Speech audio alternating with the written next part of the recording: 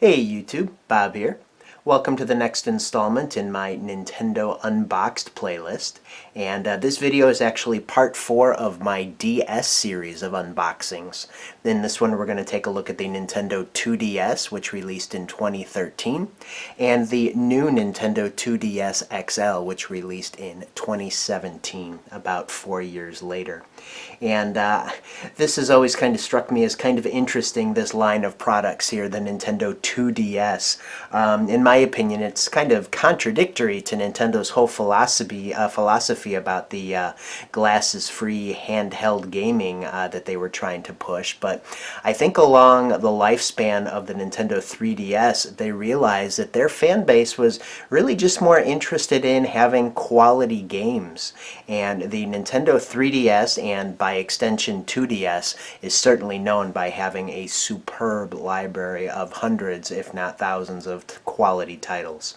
So I think Nintendo realized that the real draw to this system was not the 3D graphics, but it was really just the games that people enjoyed playing on them. So in response to what I heard at the time was the fragility of the kind of clamshell design of the original 3DS, where you'd flip it open and you'd have the top screen and the bottom screen, because of course this product was marketed largely towards younger kids. Kids are not known for being gentle on their toys usually, so that hinge would break. So I think this redesigned Nintendo 2DS was created, number one, to alleviate that hinge breaking problem that the Nintendo World Class Service Center was probably flooded with repairs for. But also, I think by removing the 3D feature, they were able to reduce the price of the components that they were including in the machine, and it just brought this down to a lower price point, which is definitely more attractive to parents looking for a gift for their kid. And the lower price was definitely a feature, as was the increased durability. But the price that we saw was kind of an odd, the consequence of this, rather, it was actually kind of an odd design here, which we're going to see as I unbox it. But there's a reminder here that this plays all games in 2D. Both Nintendo 3DS and DS games still retain the Nintendo DS backwards compatibility, which was great.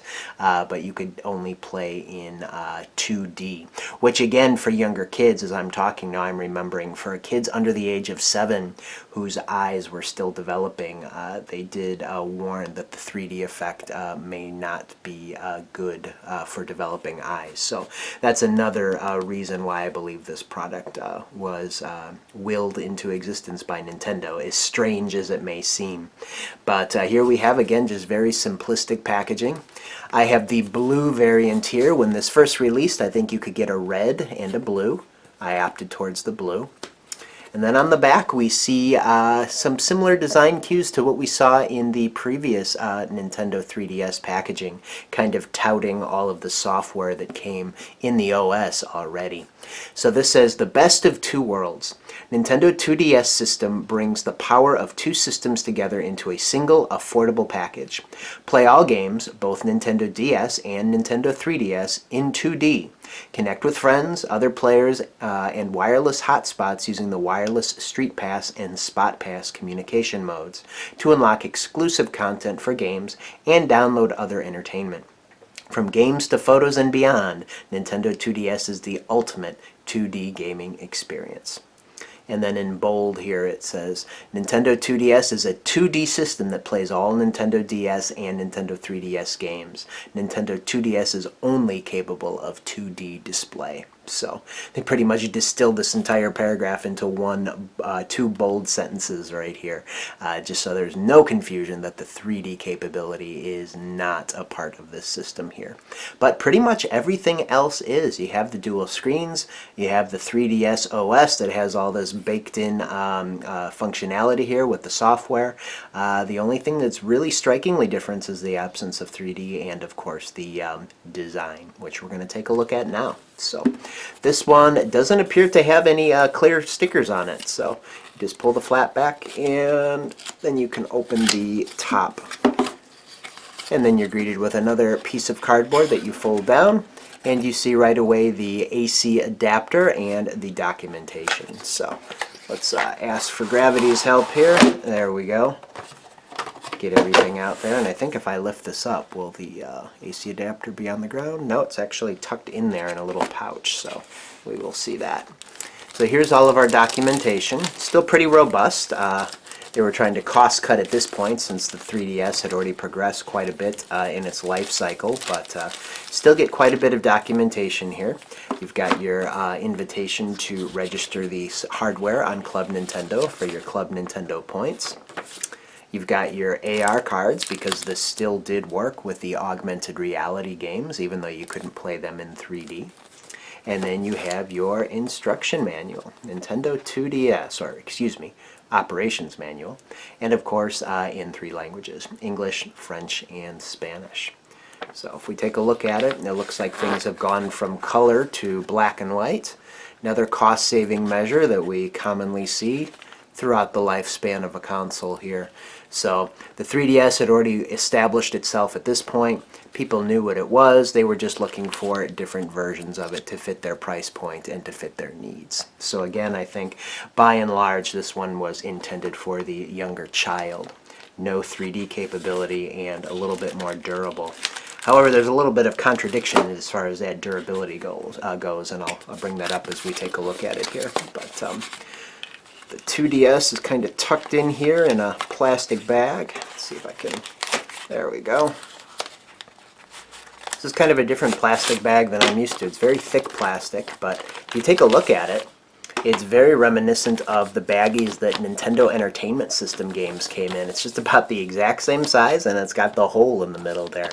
So if you were a kid in the 80s and you remember these bags that your Nintendo Entertainment System games came in, you'll probably recognize this. Very similar, just the plastic's a little bit thicker. But then we get to look at the 2DS itself, so obviously you're not folding it in half anymore, it's one piece.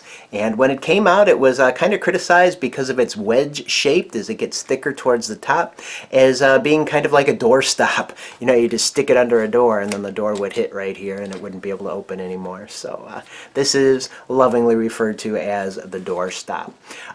Definitely more durable in that the hinge will not break, but this is one of those contradictions that I mentioned. The screens are now exposed, so they're definitely more prone to scratching, especially under the care or lack thereof of a small child who might own it. So it's really kind of a trade-off there. You know, you're not breaking a hinge, but you may damage your screens. So one thing that Nintendo did release, let me reach over and grab this over here, is a nice little Nintendo branded pouch that fits the Nintendo 2DS perfectly. So I've always quite enjoyed this. And it's got a little storage for 3 game cards in there as well. So you just take your 2DS, pop it in, and then this has quite a robust zipper on it as well. Pretty nice, so that'll definitely take care of your screens for you. So taking a look at the console itself here, we've got the top screen, which is bigger than the bottom screen, non-touch. Bottom screen is definitely touch. You have all of your controls here kind of splayed out over the surface. You got your circle pad, your D-pad, your face buttons, start and select, and then your power button here. There is also a sleep mode here. We need a sleep switch now, which doesn't have an LED. It's just got kind of an orange indicator there when you want to put it in sleep mode. And the reason this is necessary now is because in previous models of the 3DS, the sleep mode was activated when you would close your system. And since you can no longer do that, this is how you put it into sleep mode. Got your home button as well, and your headphone jack.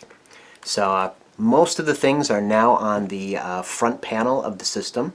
One thing that I was a little bit disappointed to see is the lack of stereo audio output.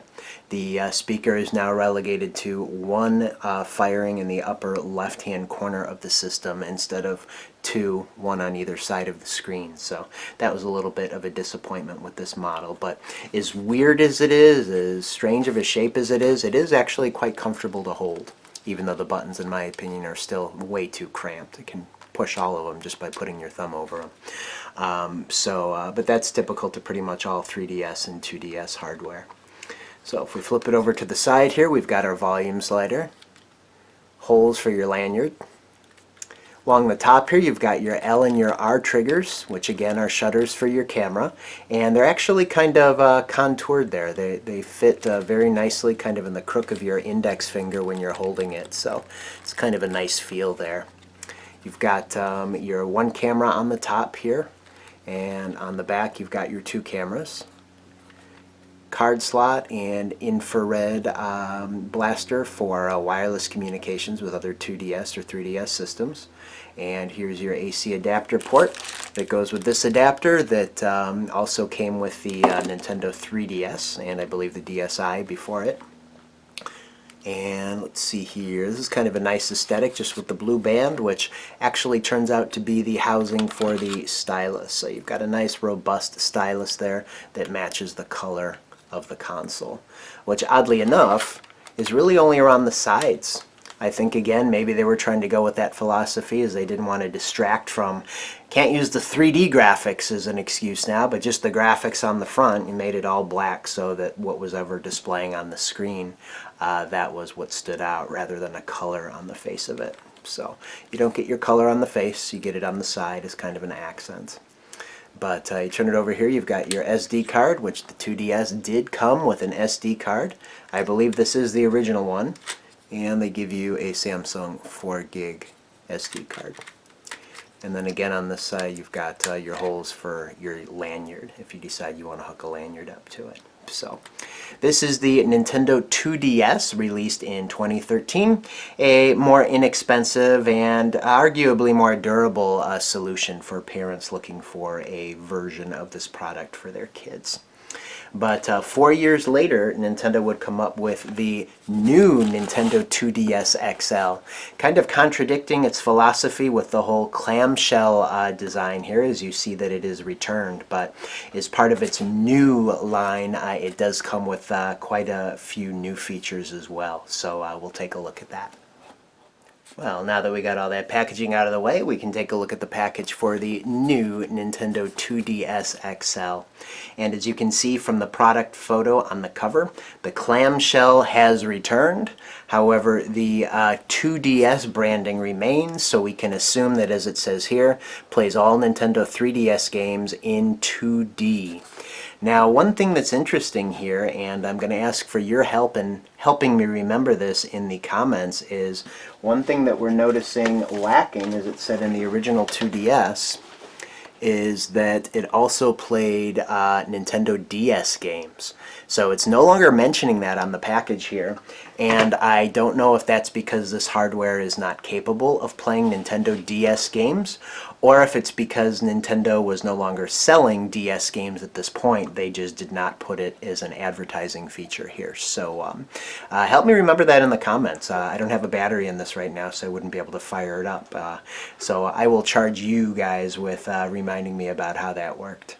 So let's take a look at the sides of the box here. Oh wow, this must have been when the Nintendo Switch branding started, which 2017, this came out the same year as the Nintendo Switch. And just going on memory here, the Nintendo Switch came out in March of 2017. So I'm assuming that this came out after the Switch, a little bit later on in 2017. So that would definitely stand to reason why we're seeing some similarities between the Switch branding and the new Nintendo 2DS XL branding here. But on the back, we're going to start to see some of the features that go along with the new line of Nintendo 3DS or 2DS products here. So, the power of 2. The new Nintendo 2DS XL system brings you all the power of the new Nintendo 3DS in a streamlined and affordable package. With its larger screens and compact folding design, the new Nintendo 2DS XL can play any games from Nintendo DS, Nintendo 3DS, or new Nintendo 3DS in 2D. Enhance your gaming experience with added C-Stick control and Amiibo support via the built-in NFC reader writer. So yeah, that was one of the new features that I forgot about. The NFC reader was built into the bottom screen here, whereas with the older Nintendo 3DS and 3DS XL models, you had to buy a little pedestal that had an infrared blaster on it that I believe communicated with the infrared blaster on your Nintendo 3DS. So that was built in. You got the C stick for more advanced games. You got the dual thumb or circle pad action going on there. You got huge screens on here. We'll compare the screens with this device and the Nintendo 2DS. Quite an enhancement there. 82% larger. Not in the 90% range like we saw between the DSi and the DSi XL, but hey, still quite a bit bigger nonetheless. So, a lot of new features built into this. And we see the clamshell return, so that's kind of interesting. But again, I think this just further demonstrated that Nintendo realized the strength of the 3DS and the 2DS was not in the 3D capabilities, it was in the phenomenal games that were being produced for the system. And that's why I think it took Nintendo until 2020 to announce that it was officially discontinuing the 3DS and 2DS. So very, very strong system for Nintendo. A nice run on that. But don't think we're done after this video. We still have to take a look at the new line for the 3DS and 3DS XL. And of course, even before that, we got to take a look at what's going on in here. So again, no clear stickers. Just open the box like so. And again, you see the adapter.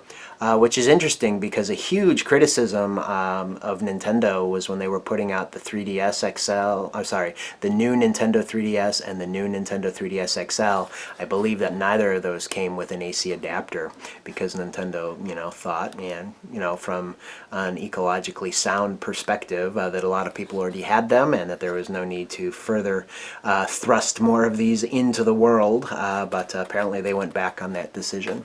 So we're starting to see them here in this last iteration of the 3DS and 2DS hardware. So you do get your AC adapter, which again is pretty much the same one since the, let me double check that as I look at the end here.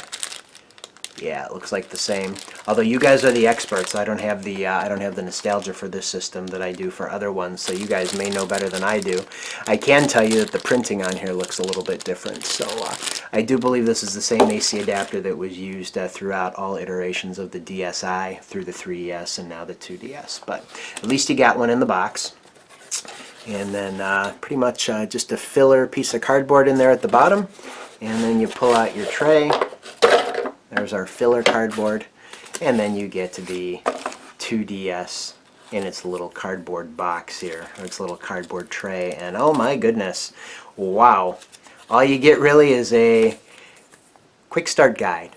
Black and white, little pamphlet, no books anymore, so this is definitely kind of the last iteration here of the Nintendo 2DS and 3DS hardware. So we're seeing the reduction in cost in lots of areas of this this product. But you still get your AR cards because they have to continue to let you use all that software, which they actually do not advertise on the back anymore. This one is more all about the new design and the new features that the new line brought. So there were lots of color variations here. I believe there was a white and a yellow, and I think there was a purple in there. I got the black and the teal, which, to be honest with you, I think this is my second favorite, at least from an aesthetic standpoint, version of the 3DS and 2DS hardware, just because I think it looks really, really nice.